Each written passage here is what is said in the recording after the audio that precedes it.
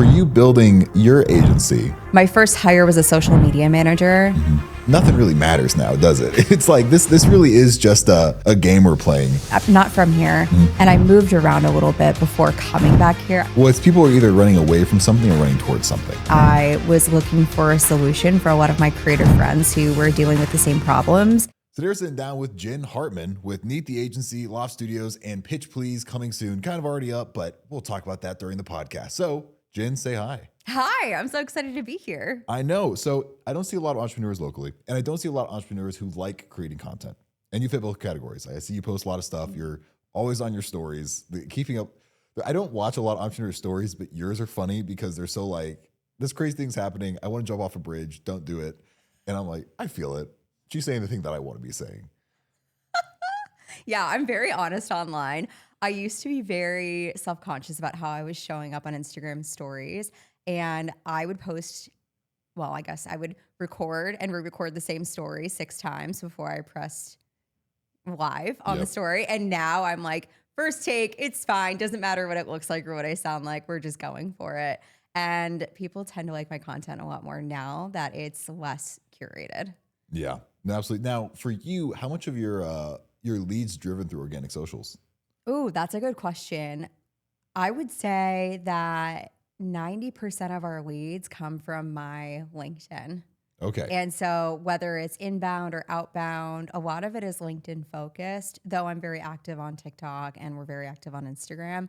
A lot of it is from LinkedIn. And I think it's because it's easy to start a conversation and a relationship with the decision maker at big brands on LinkedIn. They're very active on the platform. They're used to having sales conversations. They're easy to get on a call from there. And so LinkedIn is really my bread and butter. Okay. So a lot of your revenue is driven through LinkedIn for your marketing agency. Correct. Okay. And your marketing agency, when we talked previously, was PR focused, right? Correct. Okay. You guys do mainly PR. Walk us through what PR is. Because a lot of people, I still hear PR and I'm like, my brain just doesn't make sense with that. So walk us through PR through a Gen Z mentality of like, what is this thing? Yeah, that's a great question. How do I describe PR in a very basic way? PR is essentially your reputation and how the public views you and your business. I look at PR as very top of funnel. If you're familiar with the sales funnel, top of funnel is where people are first discovering you. It's the first touch point. And so that's where I really stick PR in. And so PR is going to be things like digital features. So think about getting featured in Forbes. You're getting quoted. It's organic. I can see I'm boring you. No, I have a yawning problem. Dude, I don't know why I yawn all the time. I'm always worried people are gonna be like, "Do you think I'm boring?" I'm like, "No, trust me, it's a me thing." I sleep every once in a while, I promise. It's not me, it's you. It's me. So anyways, it's going to be those digital features, TV, even radio, podcasts. This is considered PR because people are going to be discovering me through this podcast, I hope. There will be people. Yeah. And even influencer marketing as well. And the lines are a little bit blurred on social. Some people will stick social, organic social into PR, and some people don't. A lot of people I also see confused between paid versus earned media. There's a big difference. So if you're paying to get featured somewhere, that's advertising. You're paying for a spot, right? It might be an ad on Forbes. It might be a sponsorship on a podcast or something like that. We really focus on the earned side because it's organic. People trust it more. We get hit with thousands of ads every single day. I don't know about you, but I tend to scroll past every single ad I get. Or if I'm listening to a podcast and I hear ad spots, I just forward through the ads. And so we really focused on earned and not paid at my agency. Yeah. I mean, that's a good way. Even with socials too, I've never done any paid marketing my entire life until like 2 months ago. Or like Really? Never once in my entire life. And I just now started doing it because I was like, okay, like the business is doing good. Like we've gotten to, 50, 70K a month in revenue with nothing. Let's run ads now. And now I'm like, oh, okay, sick. Because especially when you already have the organic social down, like ads are easy. Yeah. Like you pay someone, and here's my cost. I'm all about transparency. And here's the funny thing. I will tell someone exactly how I run my agency. They'll never fucking do it. They don't know how to do it. Or they just don't want to do it. So it's like, I have a guy that lives in, where does he live? I think he's going to hate me. Saeed, I love you.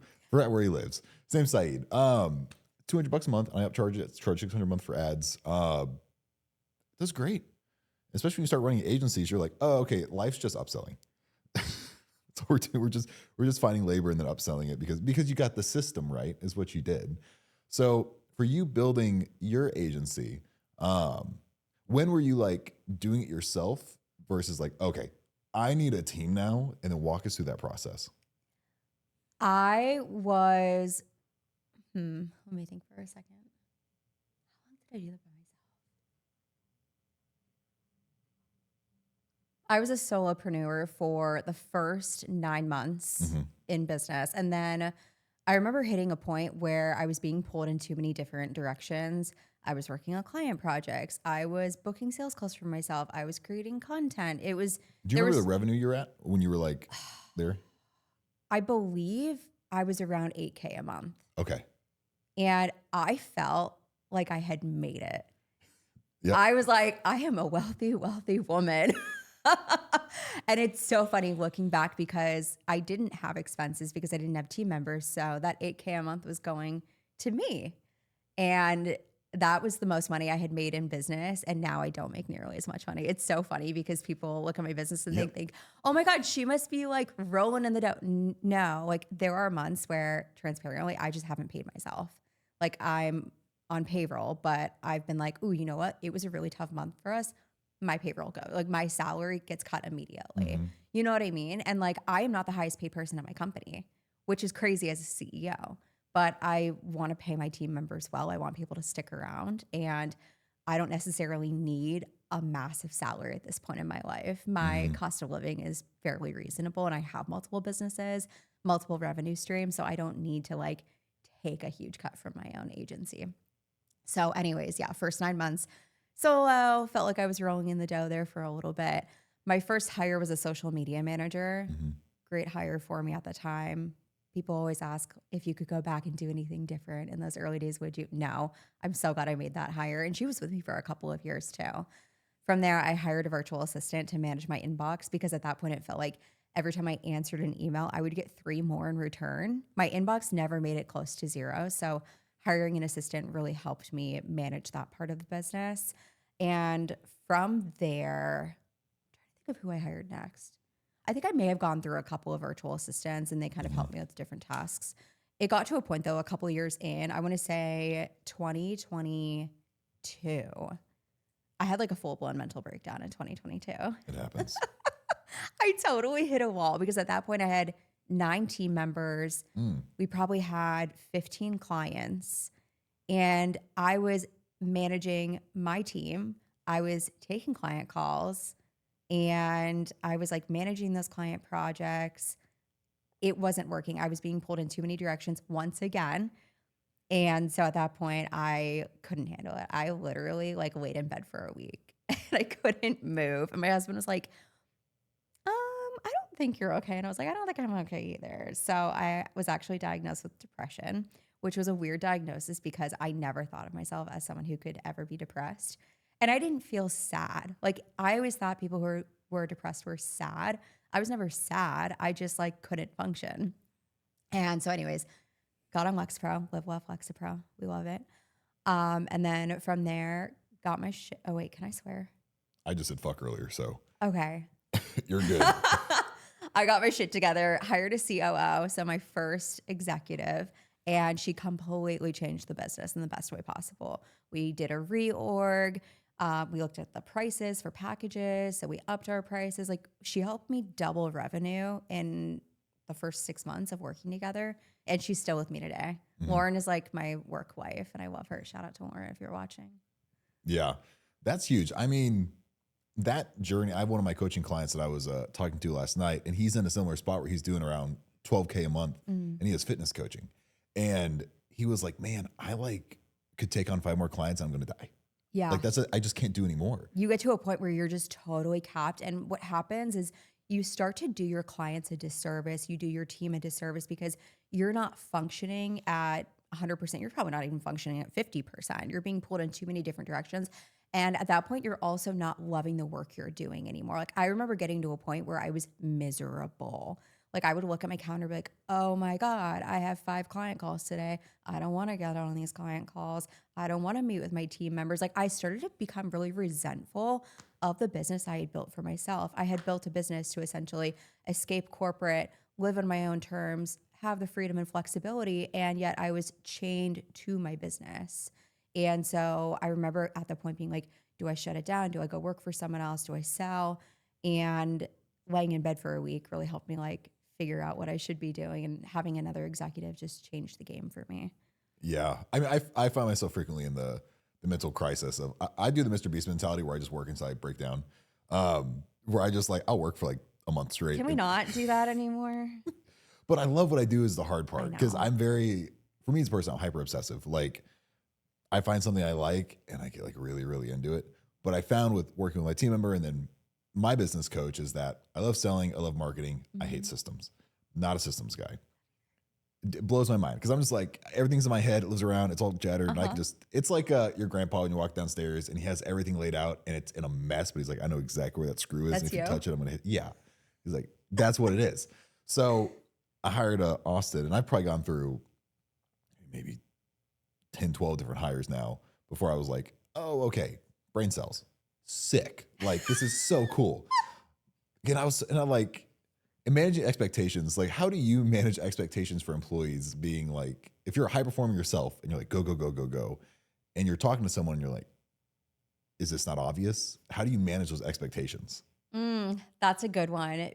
And I didn't manage expectations for the first probably 2 to 3 years before I hired my current COO. If somebody wasn't performing, instead of having a conversation and being like, hey, this is not acceptable for this reason. How can I help you make this more acceptable? I couldn't wrap my head around having that conversation. I was such a people pleaser at that point in my life that I would just hope, fingers crossed, that person would just figure it out. And they never figured it out. And so therefore I was going through different employees, different contractors.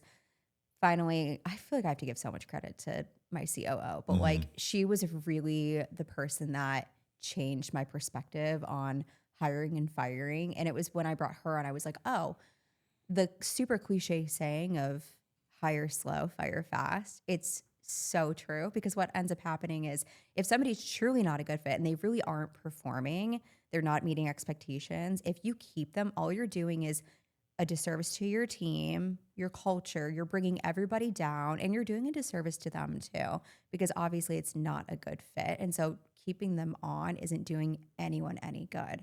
But when it comes to managing those expectations, we try our best to set them early and often.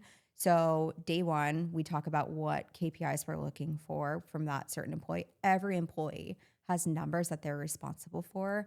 We do a 30-day check-in, we do a 60-day and a 90-day. And I will say, usually around the 60-day mark is when we know whether or not someone's in it or whether they're not a good fit. So at that point, we're like, cool, we're going to give them more responsibilities, or we're going to say, hey, you know what? It's time to kind of, there's the door.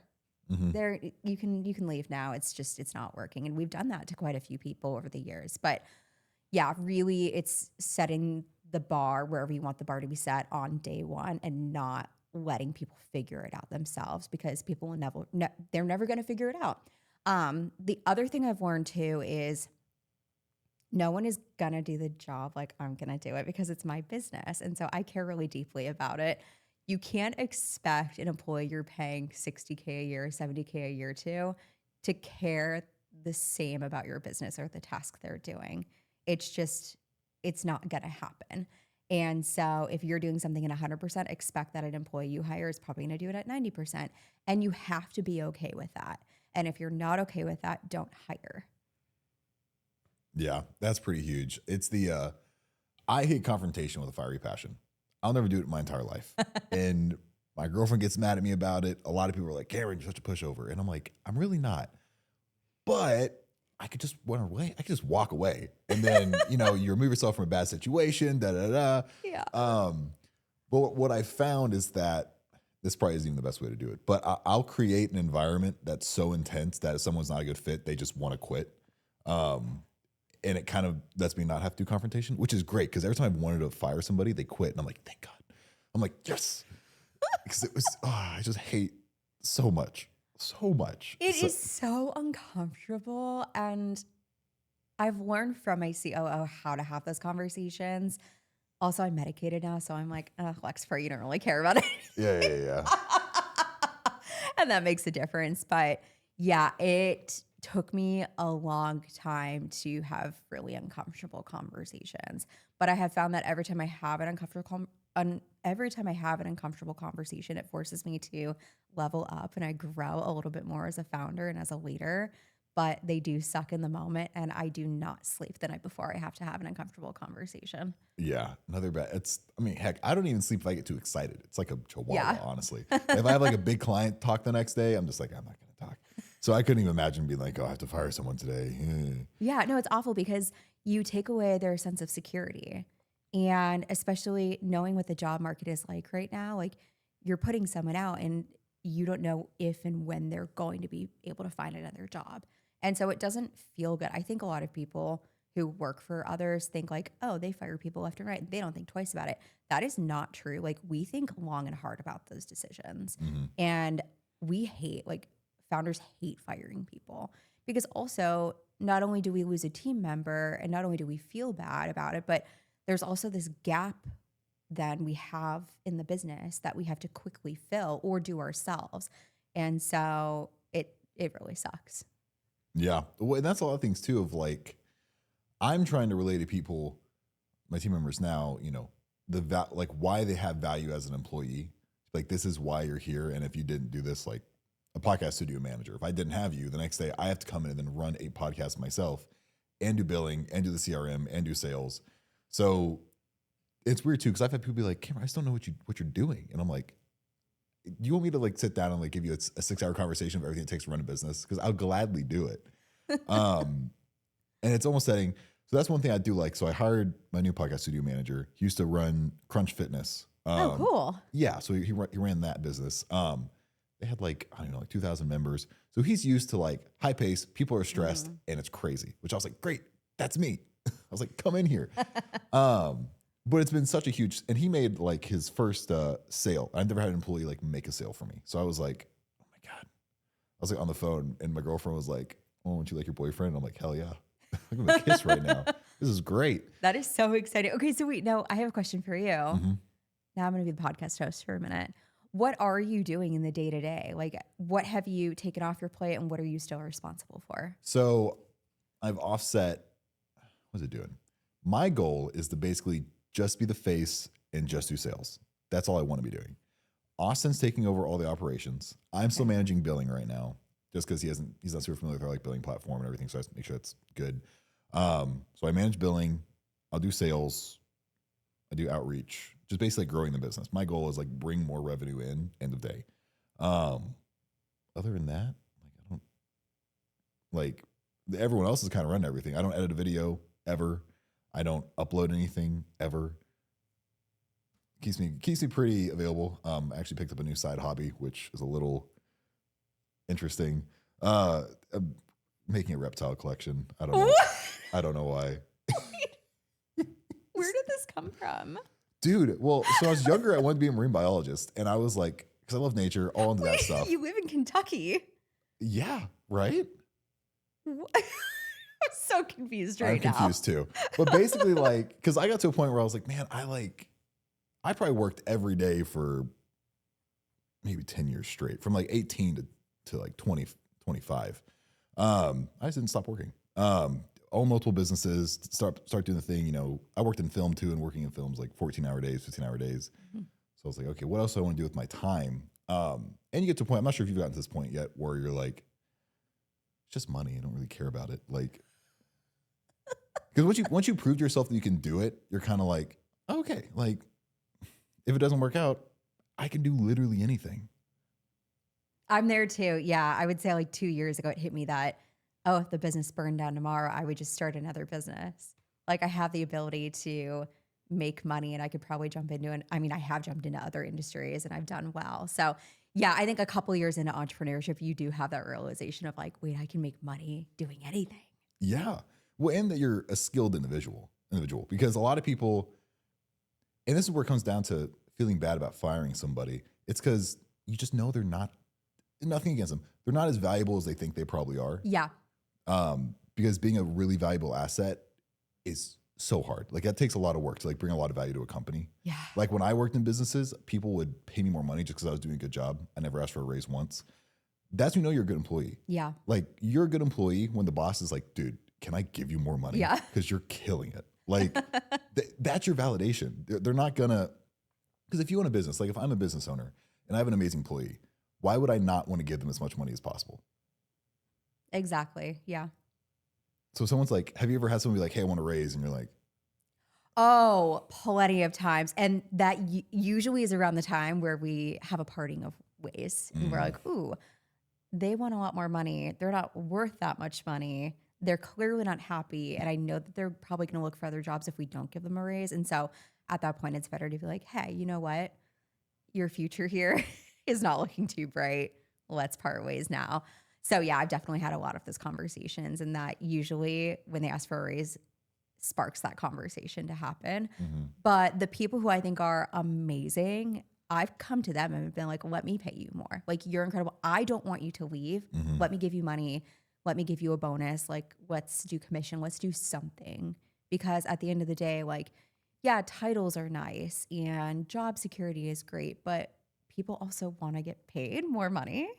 And so, yeah, there's a couple team members. Actually, everybody on our team right now is incredible. It took us 6 years to get here.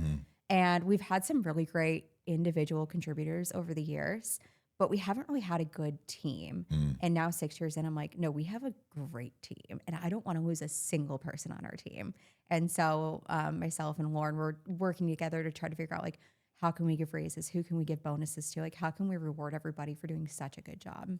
yeah, finding good compensation is like hard, especially because there's so much on the back end with profit margins where There is. because someone can see like, you know, I'll tell someone like, oh, I had a $70,000 month. Like that's pretty sick. But it's like, okay, you got 50% profit margin. So half that's already cost of goods. And then you have expenses and one-offs. And if a camera breaks, I'm paying for it. Like, and then all this stuff. And you have my life and you're like, okay, the business only really made like, you know, I think was it Red Tag Digital has done 10 million this year. And, you know, they're even think about the hospitals, the profit margins for giant businesses are like so thin. And like that's nothing. what a lot of people don't realize too. Like, yeah, top line, it looks great. And then bottom line, it's like, oh, actually our margins are like 20%. It's so low. And then if you think about those months where we had transparently, we've had a couple of these months this year where we had multiple clients not pay, not because they hated us or anything, but like they went bankrupt. Something happened on their end. Payment didn't go through. So then, you know, when you miss out on $15,000, it's like, then you have nothing. And so, yeah, agencies can feel very up and down. Even if you have retainer clients, it still can like when you're up and things are amazing. And then when you're down, it's like, oh my gosh, how are we going to figure this out kind of thing. So yeah, agencies are a really interesting business. where are you guys averaging monthly right now? I'm not even going to share because I'll tell you off camera. It's so bad. And it's like, there's stuff I can't say on camera. No, for like yeah, lethal totally. reasons. So Okay, no, totally. I'll tell you off camera. Well, so for pricing structure, walk me through some of the pricing structure of working with Neat right now. Okay. Yeah. So it totally depends on the service. So we're slowly but surely turning into a one-stop shop. And we're doing that because we have had clients who have come to us and said like, hey, I love doing PR with you guys, love social. Yeah, but I'm looking for somebody who can do a website or do paid ads or do this. So we got to a point where we're like, well, we're sending hundreds of thousands of dollars in business out the door to other agencies. Yeah, we might get some referral fees, but if we kept it in-house, we could make even more money. So when it comes to working with Neat, it really depends on the service. I would say our most popular service is PR. And that ranges between 5 and 10K a month, just depending on how many campaigns you're looking for. I will say usually the bigger the brand, the more they pay because they just need more from us. When it comes to social, we start at $27.50 a month. And like you, we do all the content. We do all the scheduling, all the community management, really start to finish. We used to have brands just send us content to post. And we were getting some really interesting pieces of content, some very grainy, dark pictures and videos. And so we were like, you know what? We'll travel to you and we'll film the content because then we get exactly what we're looking for. And so The social side of the business, both organic and paid, is really taking off. And actually, that's where I see the most potential in the business right now is social media. Because I know that social media is one of those things that like is a must have as a business. No ands, ifs, or buts. You need a social media presence because oftentimes before somebody comes into a store, before they purchase a product, they go to your social and they're like, what is this brand? What do they do? And so if you're not on social, it looks like the lights are off and nobody's home and you're going to miss out on customers. And so we're seeing that social is such an easy sell for people because people know what it is and they know they have to have it. Whereas with PR is kind of a luxury. You don't need PR technically. You could kind of do PR yourself if you had the time for it. It's not like it's a very specialized thing. A lot of people who like are in PR didn't even go to school for PR. It's very time consuming. You have to know how to write a good pitch and then you're sending it out to hundreds, if not thousands of journalists and then following up. If you want to do PR right, you need to spend probably 12 to 15 hours a week on it yourself. Most founders don't have that or they don't have a team member who can do it. And so that's where they work with an agency and we have the time to do it. So anyways, those are our most popular packages. We have other one-offs, like we're doing design work for clients, paid ads, things like that. But yeah, really trying to grow the social side. Yeah, I found it's because I'm a big yes man. Like someone's like, hey, I want to pay for something. I'm like, great, let's do it. Yeah. Can get you in trouble, especially me, when I've been like, all right, I didn't have like a perfect system in the back end. Like I don't have like a great ads dashboard filled out yet. Or maybe I just don't have, like I've done it for me, but not for you yet. So I know working with you is gonna be different. Yeah. Because we recently, like I said, I just launched Meta Ads and I started with my businesses. I've been like, okay, good. And I started doing it with other clients and I was like, okay, sweet. And then they're like, wait, so what do I do when they come in the pipeline? And I'm like, okay. So I'm like, okay, all right.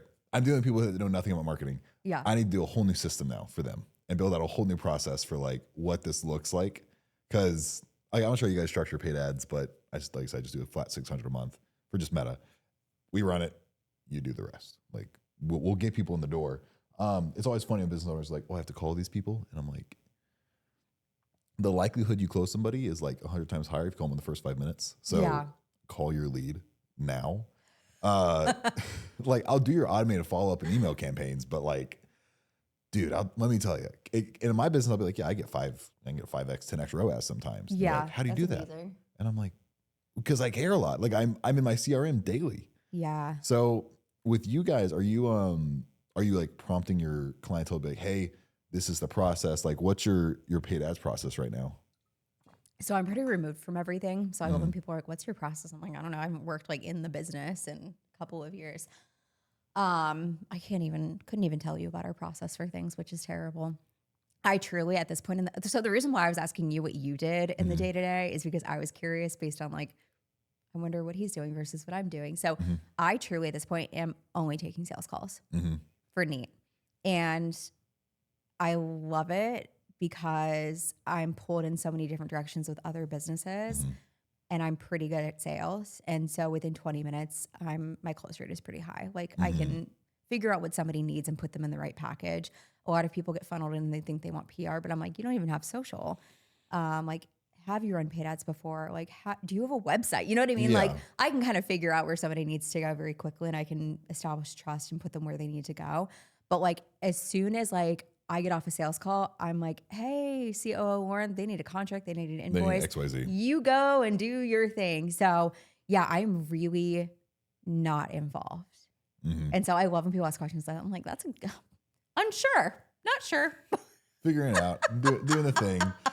Yeah, we do have like a whole kickoff process. Yeah. Where I say we, not me. Our team will hop on a kickoff call with you and they'll kind of ask you like 1,000 questions on like, you know, have you run ads before?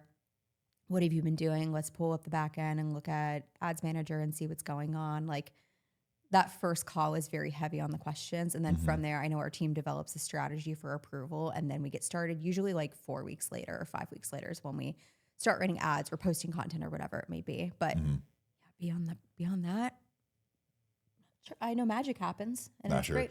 Well, so one thing I do is I move really, really fast. Okay. So in my head, I was like, okay, someone signs up for ads. I need to be running ads to them in 7 days next. Oh my God. Yeah, we don't move that fast at all. And I think part of it is like are we a team of 9?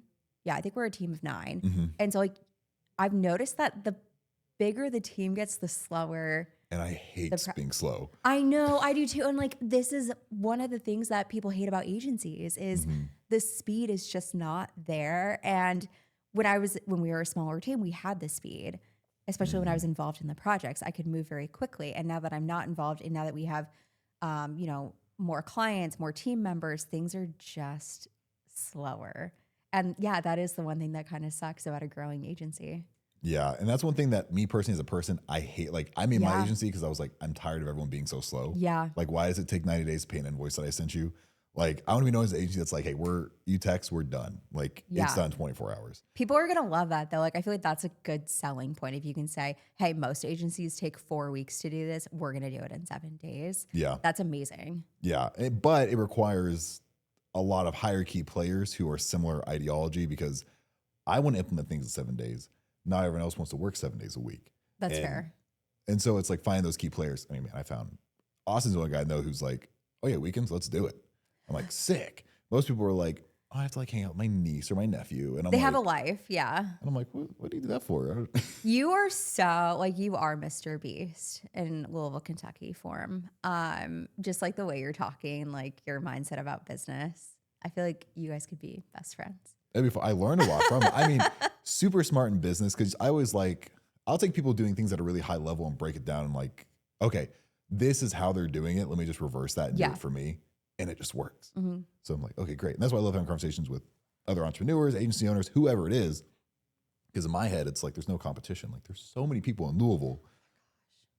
And okay. But here's my thing. You're from here, right? Yeah. I'm going to say something like, you might want to cut this later. I don't know. Maybe you'll keep it. I don't care.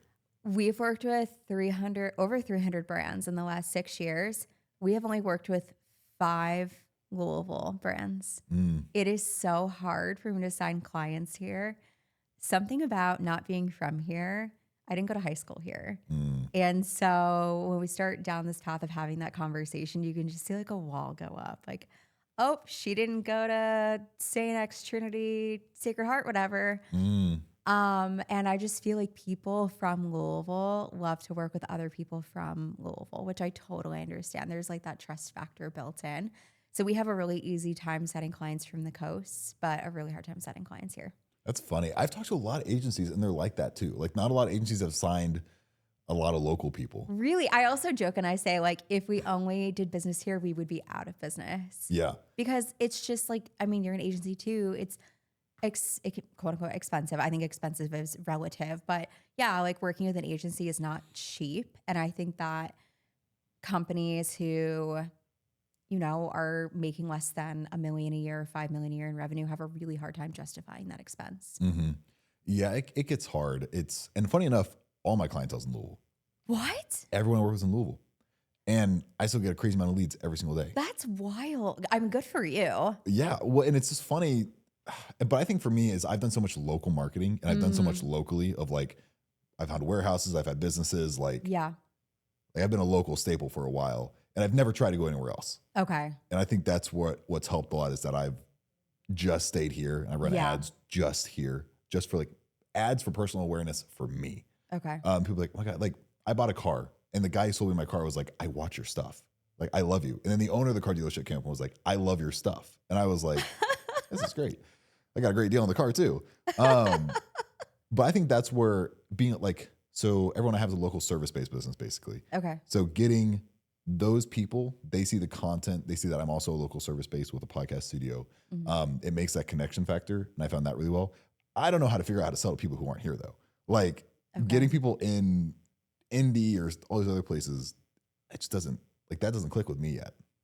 Interesting. I wonder, I guess for me, so I'm not from here and I moved around a little bit before coming back here. I went to college here and raced BMX here for quite some time. But my dad was a professional BMX racer. Yeah, that, I mean, I didn't grow up here. And so I always felt like kind of an outsider. And especially when I first went to Bellarmine, I loved Bellarmine. But when I first landed on campus, it was, oh, everybody has their cliques from high school.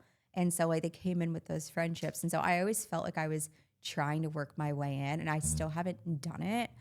But anyways, I moved away after college, bopped around for a little bit, last lived in Dallas. And so I just feel like it's been very easy for me to sign clients from other places because I've lived other places. Mm. And like my network, like I have a much bigger network outside of Louisville than in Louisville. And so I feel like I'm getting leads from those people, whether they're in California, Dallas, New York, Chicago, whatever it may be. But I don't necessarily get that here. Interesting. So Yeah. you've lived in a lot of places and you feel like living in those areas kind of grassrooted you a little bit to have.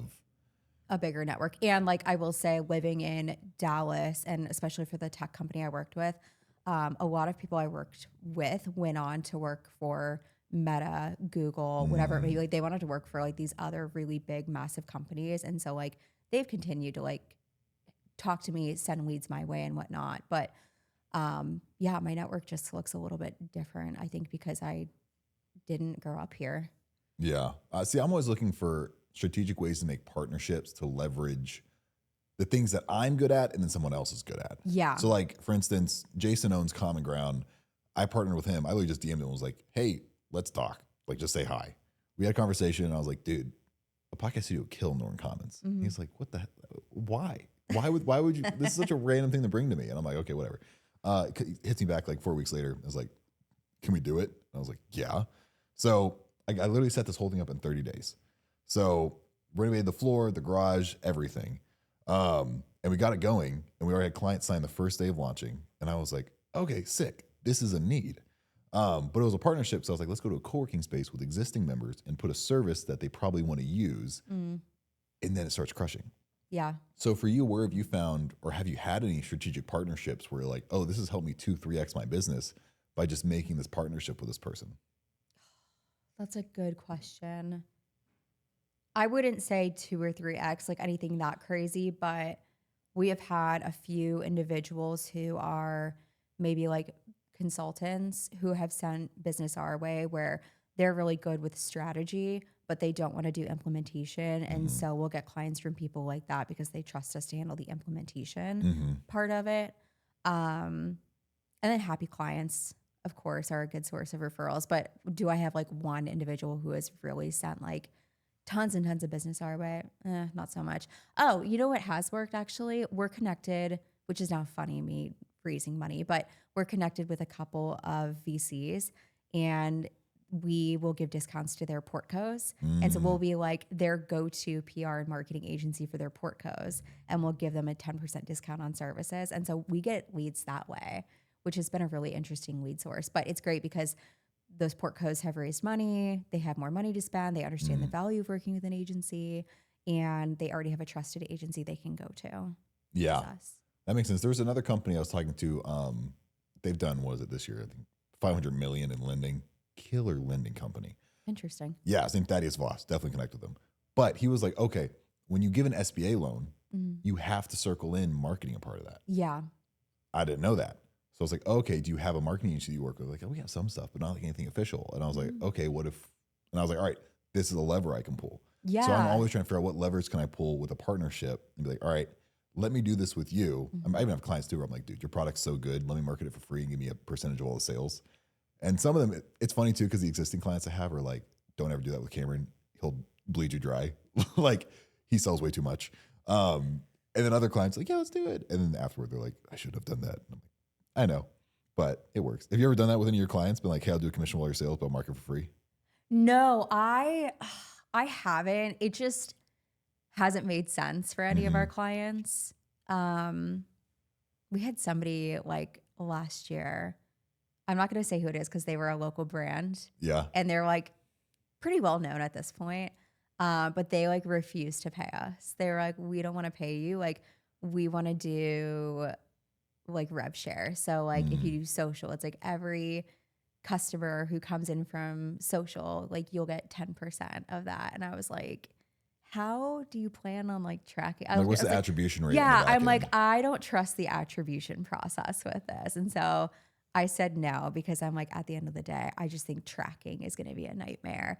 And like now, of course, they're decent and like they're expanding pretty rapidly too. But even so, I'm like, I don't think that would have worked. And like, it's hard too to do things like that when you have employees to pay. Like our payroll is it makes me like kind of sick every time we run I payroll. hate hiring people. Yeah. Because I'm like, I could make that, but then I'd want to die. Exactly. And I'm like, It's yeah. So anyways, I'm like, I have payroll to make. And so I can't. I'd love to be able to do stuff like that, but like with having the team we have, I just can't. yeah, it's always true because in my head, there was one person when I did affiliate marketing, with my influencer stuff.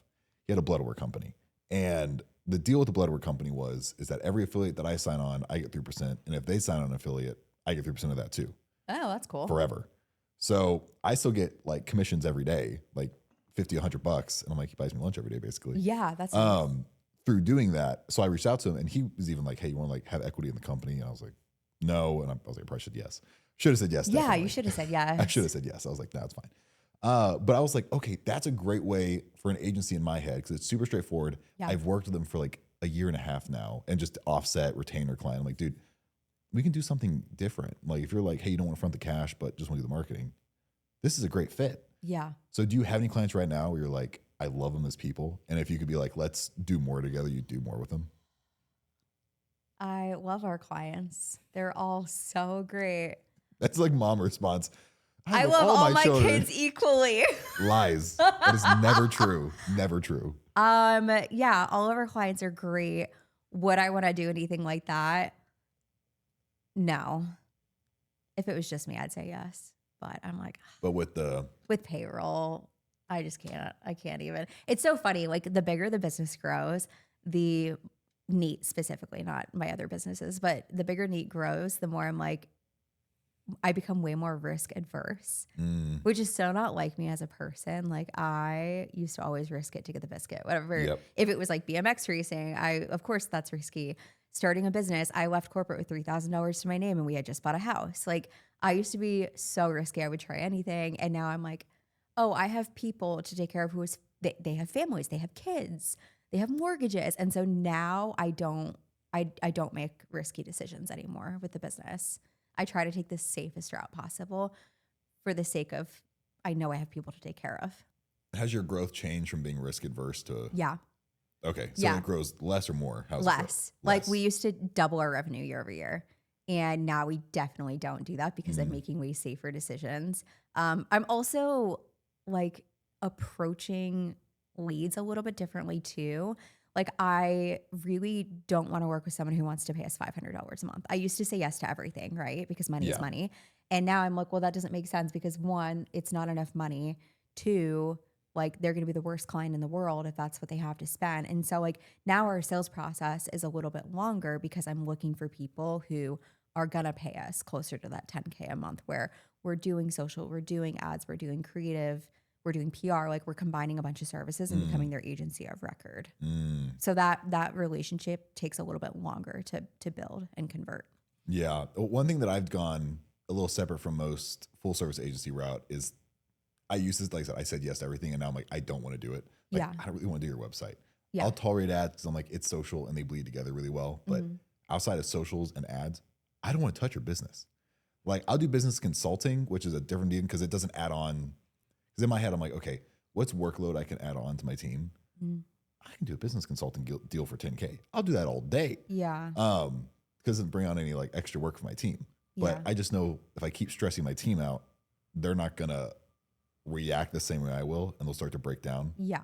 So I'm like, all right, what can I do to raise revenue? And I'll just pour it back in the business, like whatever. Have you ever thought about doing consulting for what you've been able to build so far? I used to. I used to do a lot of consulting, but now I don't want to. It's too hard. Like I'm fundraising right now, and that's like a full-time job. I'm trying to step away from Neat. And with like the Loft, I just made a couple of hires down there too. But really like my focus is building a tech company. Yeah. And building it to something I can sell in 7 to 8 years.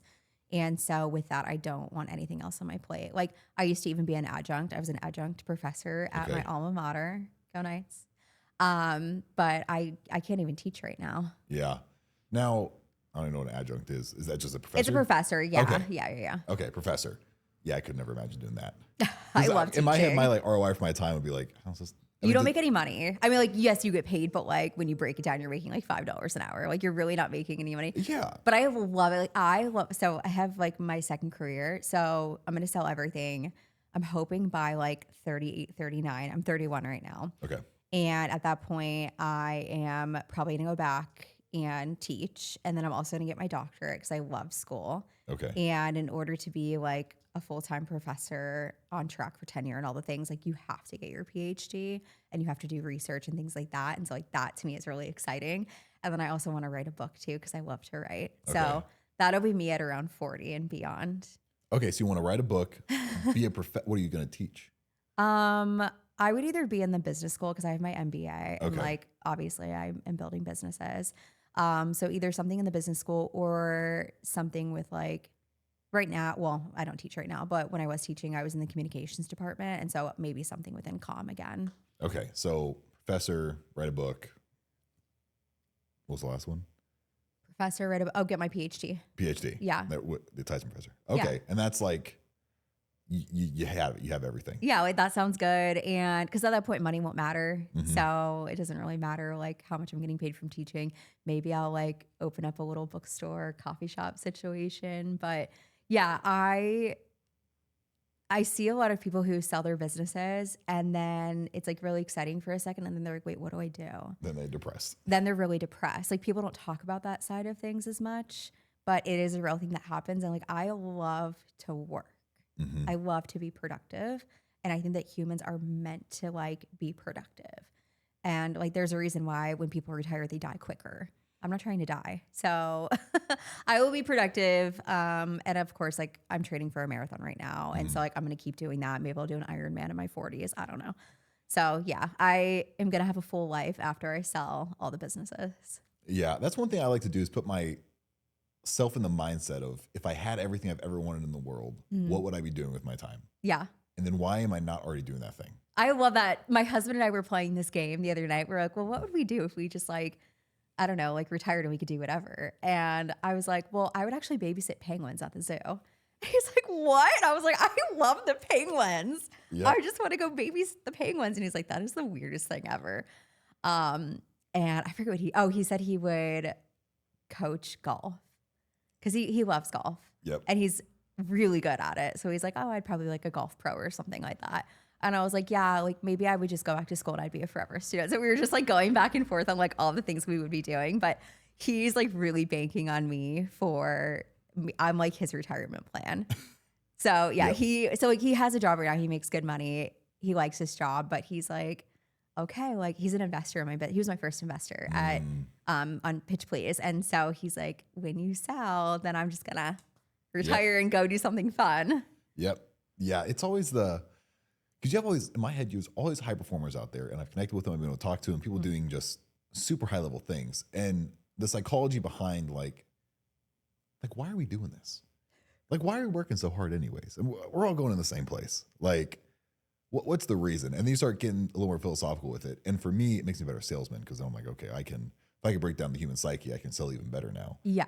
And maybe I can avoid myself from going a little more crazy because you won't ever burn out if you just really know yourself well.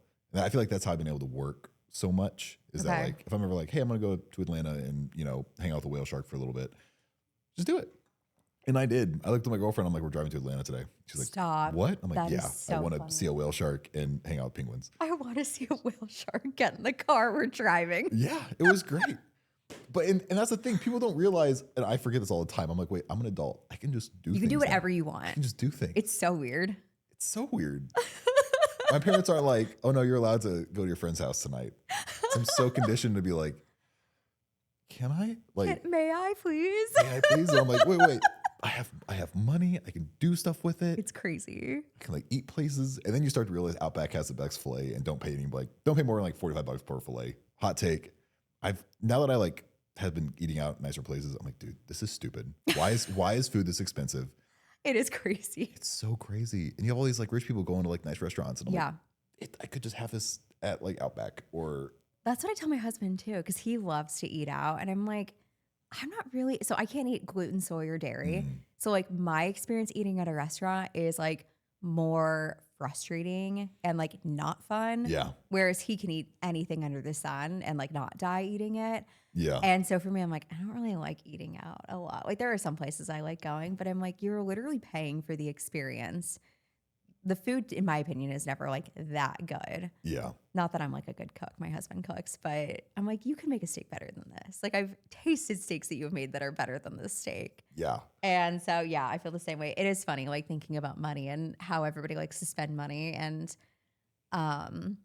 like what I like to spend money on is my Starbucks every day. Like I will go and spend $7 on my Starbucks, and that is what makes me so happy. But I have money to do it, so I'm gonna do it. Or like Whole Foods delivery.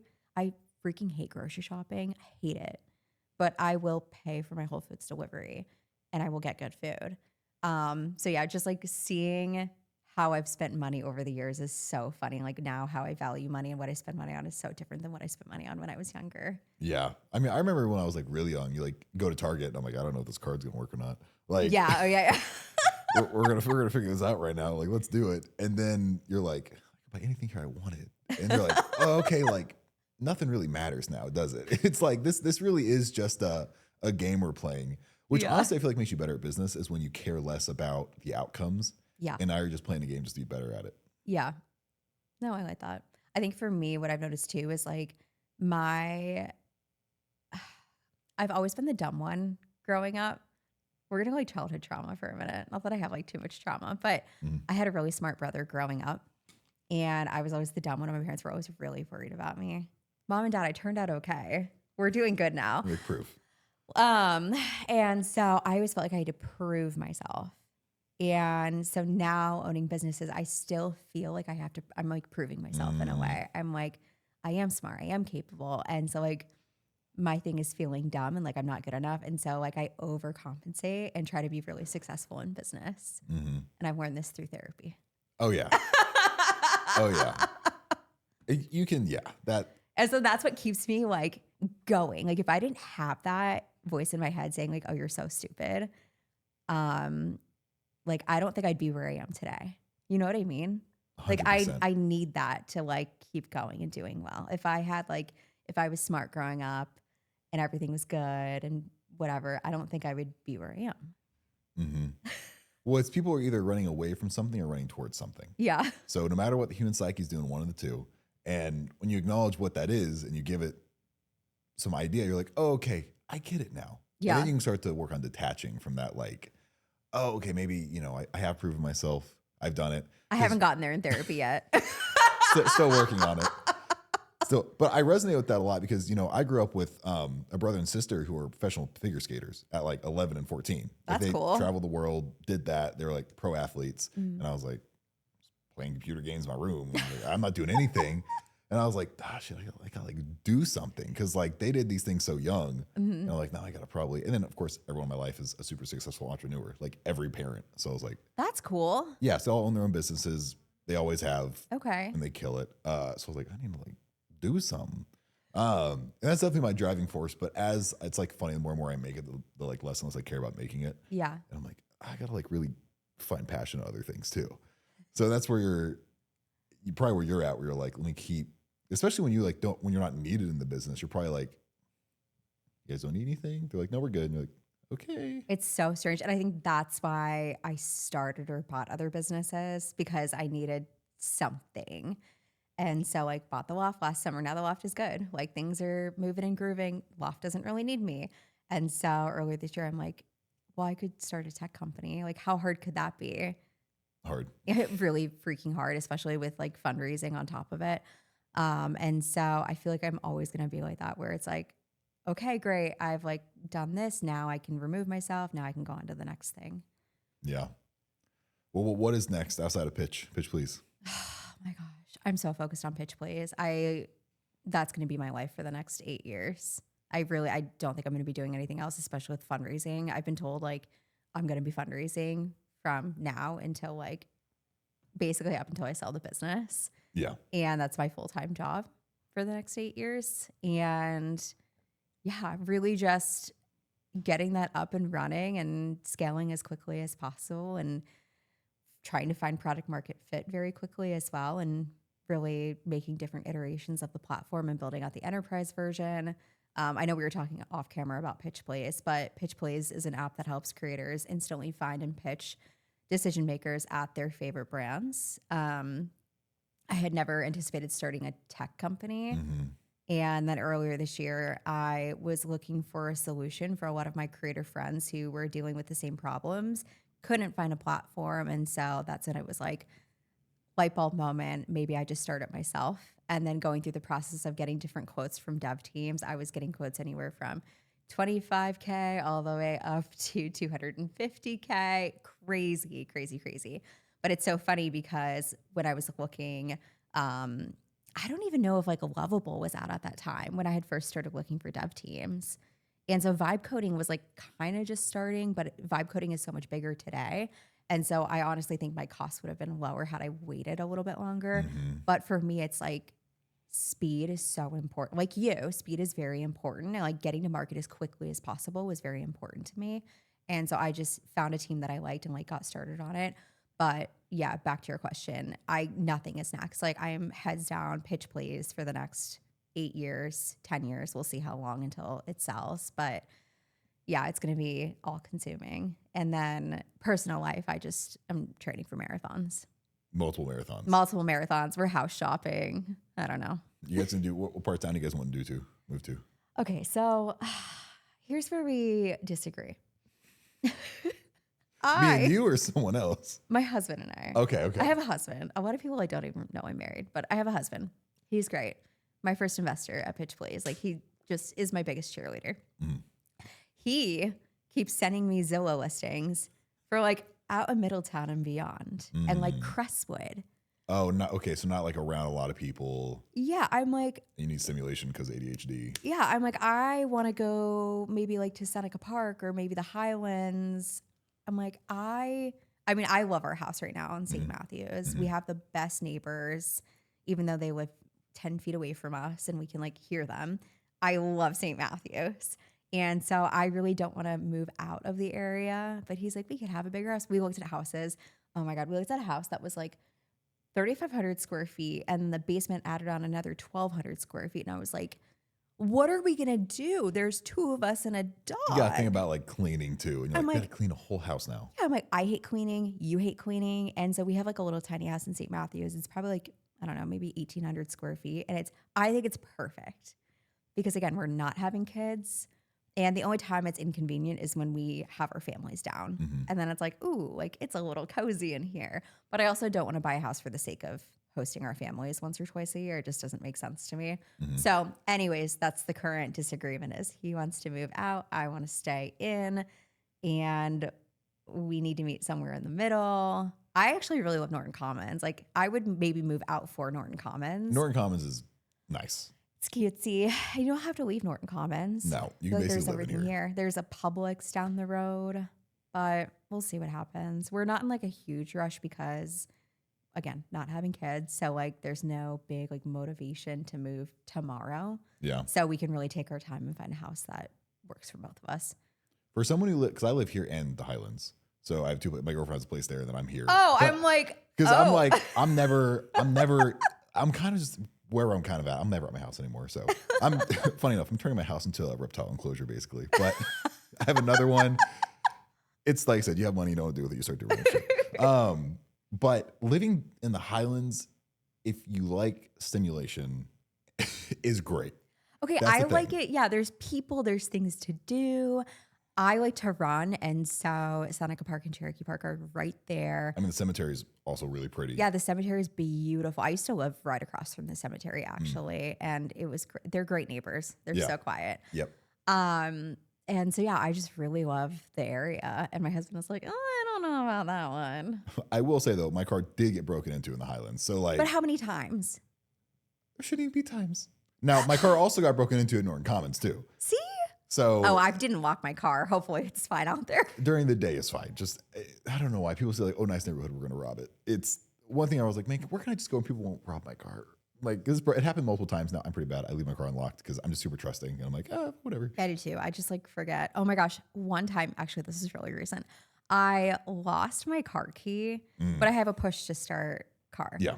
and lost my car keys, but I knew they were still in my car because I could push the button and the car would start. And You so just left them in there for a while. just like couldn't find the keys, left them in there. And my husband was like beside himself. He was like, somebody's going to steal your car. And I'm like, how are they going to know to try pushing the button to see if there's keys in there? And he's like, they're criminals. Of course, they're going to try to push the button to start the car. And I was like, well, at that point, they deserve my car. It's like a reward. That's the girl math coming in. Yeah. That's definitely the girl math coming in. I will say the best thing I've ever done is I used to be like gas, diesel, big cars. And now I got a Tesla. Best thing ever. I love Teslas. I was just down in Florida and one of my friends was like the sporty Tesla. And she was like driving me to the beach in it. And I was like, oh, like this is actually really nice. And it drives itself. And it has like the big screen. And I was like, I thought I was a BMW girl, but like maybe I'll switch to a Tesla next year. The tech, like best part. And the thing is too, I don't have a key. It's my phone. When I walk away, it locks. When I walk in, it unlocks. I don't ever not have my phone. Okay, that's so nice. So nice. I like not having keys now is like stress was here. It has honestly brought down my stress in life, not having keys anymore. Okay, you're kind of selling me on the Tesla thing. Do you have like an affiliate? Yeah, don't worry. I got a referral code. Amazing. Get it? No, especially I got the Model Y. It's big. I mean, I bought it used for like 700 miles and it costs less than a brand new BMW with even half the tech. Yeah. Huh. And they're fast. I mean, you get to have some fun with it too. Okay. I mean, I could be swayed to get a Tesla. That's fine. And you got to think about gas too. I mean, I drive a shit ton, but maybe $20 a week in gas. That's not bad. Charging. I'll charge like twice a week. It's $10 a charge. Okay. If you're not a crackhead like me, and I bought the car like 2 weeks ago and I already put 1,000 miles on it. So I drive a lot. In Louisville? What are you doing? I drive here and I go to, Highlands and then I go somewhere else and then I go eat out food. I'm just always doing stuff. Take phone calls in the car. Oh my gosh. I'm like such a brat. I don't leave St. Matthews. Like coming out here, I was like, oh, it's like a 20-minute drive. It's a road trip. I need to bring snackies just in case. Oh no. He says, oh no. Love driving. I love driving. It keeps things fun. You'll like driving more when you don't have to drive anymore. Just have the car drive for you. That's true. Yep. I can just make it better. Close my eyes. How can investors find you if they want to give you money? Oh, you can find me on, that's a good question. What's my Instagram handle? Okay, so Instagram is pitch please. I actually don't know. You're like, wait a minute. Hold on, wait. Let me just double check myself. Give me a second. Because I feel like I changed it at some point and that like really threw me off. No, okay. Our Instagram is pitch please app. I am all over LinkedIn. I'm like the self-designated queen of LinkedIn. And so you can find me on LinkedIn, Jen Hartman. I'm TikTok, pitch please app. And you can email me, jen@pitch-please.app. Well, sweet. If we have any investors listening, they'll call me, beat me. I'm poor. Please. Well, Jen, thanks for being on the podcast. Thanks for having me. Absolutely.